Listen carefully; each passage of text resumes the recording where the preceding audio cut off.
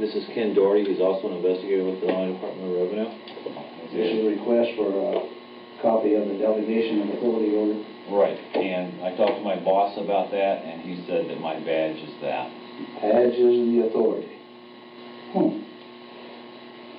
I thought it had to be in writing. The last question that the defense asked him was, did you write any of this down? And Agent Craner looked right at him and right at us, and he said, I never wrote anything down. And yet when we saw the video, there he was, writing notes, you know. And so I'm thinking, okay, at this point, the judge is supposed to say, Agent Craner, it is clear that you have committed perjury. It wasn't even noticed. It finally came to the climax. Mr. Harrell looked right at the prosecutor, and he said, I will tell you the same thing I have told over and over again to government officials. You show me the law that requires me to file a tax return, and I'll be glad to do it. And again, I ask, under what is the requirement that you claim under the Private Duty Stuff? And the requirement under the regulations is what section? My question to you is, what particular act are we discussing here that I am liable to do these things that you claim I'm liable to do? Your exact question would be again? Okay, what is the section that what? But I guess I'm still not understanding your question, Mr. Harrell. Well, you must be familiar with what that you have the police powers to enforce. Yes. The prosecutor absolutely ignored him. And he started slandering Mr. Harrell. Just started attacking his character. They're calling us tax cheats, they're calling us fanatics, they're calling us weirdos. I don't care what you call me, but I have one question. Where is the law? Show me the law. They can't let this turn into a rational debate, because if they do, they lose it.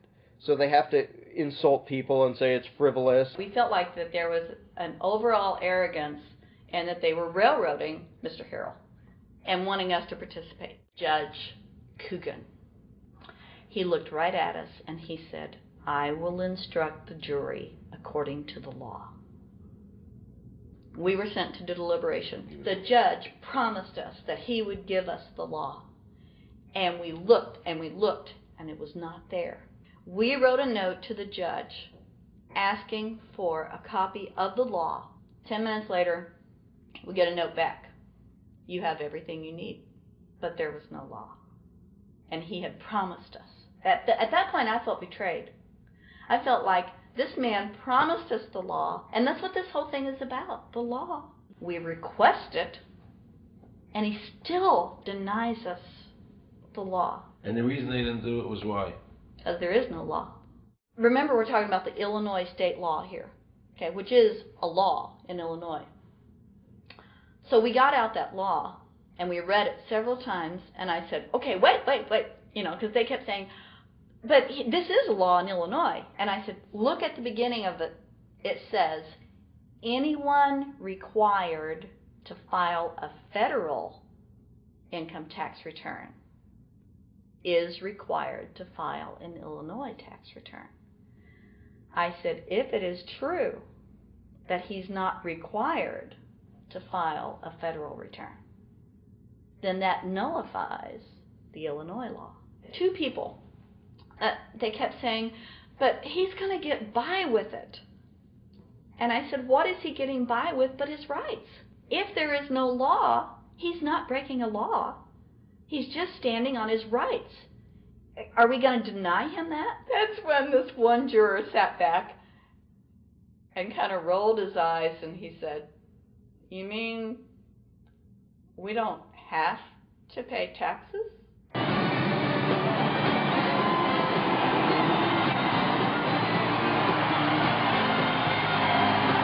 All of a sudden we realized that this trial was much bigger. And the ramifications of this trial were going to be so broad. If it actually got out, I mean, it's like we had just discovered this great government secret. And so when we came out for the delivering of the verdict, the judge was, I'm sure, even at this point, I'm sure he still thought we would give a guilty verdict. And the reason I say that is because of the look on his face when the first not guilty was read. His face just turned white. I mean, it's like, I don't believe this. The second time, you could hear people out in the audience, just in the courtroom, just going, wow, and the judge is just getting red in the face. I mean, he was just livid. And the judge got up and left. I sat there and I thought, this truly is a victory for the people. And I have never felt more patriotic. And I knew that we had done the right thing. I looked at that man, Mr. Harrell, and I thought, the system might not work all the time, but this time, for that man, it did.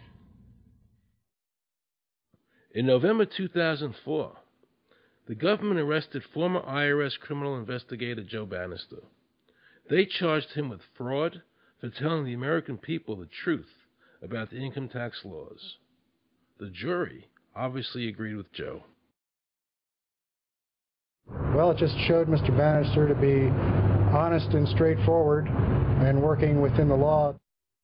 Vernice Kuglin, a Federal Express pilot, claimed there was no law requiring Americans to file an income tax. She also won in court. 24 people were criminally charged by the IRS because they claimed there was no law requiring them to file an income tax return. The fact is, neither the judge, nor the prosecutor, nor the IRS could bring that statute in there because it's not in the books. The jury came back with an acquittal for everyone. When the matter is put to the test, which means in terms of court and enforcement action, there is a 100% success rate in shooting down these arguments.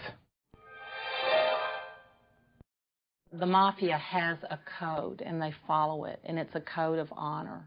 But the IRS has no code of honor.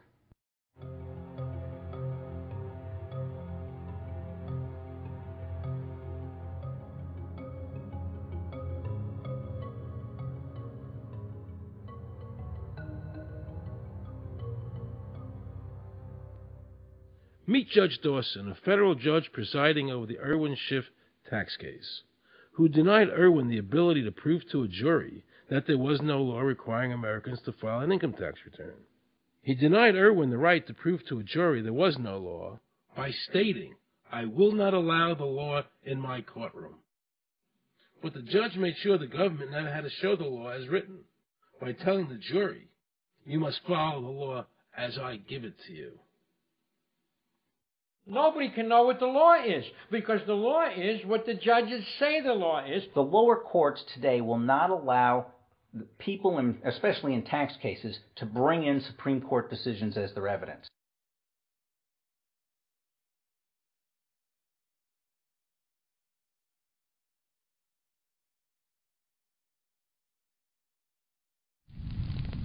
Here we have a federal judge railroading an American citizen by saying Supreme Court decisions are irrelevant.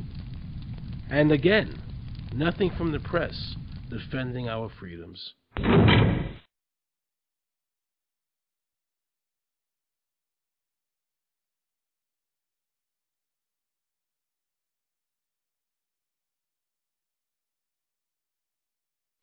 So if you ever find yourself as a juror on a tax case, be sure to ask the judge to show you the statute written by Congress that allows the government to tax the wages of the American people. If the judge can't show you the law, then how can you possibly, in good conscience, convict someone and destroy their life?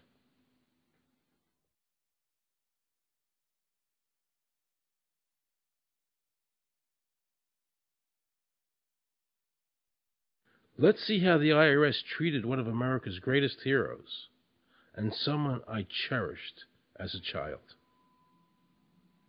Joe Louis was an American icon, Victorious in his first 27 fights, the Brown Bomber quickly rose to heavyweight champion of the world.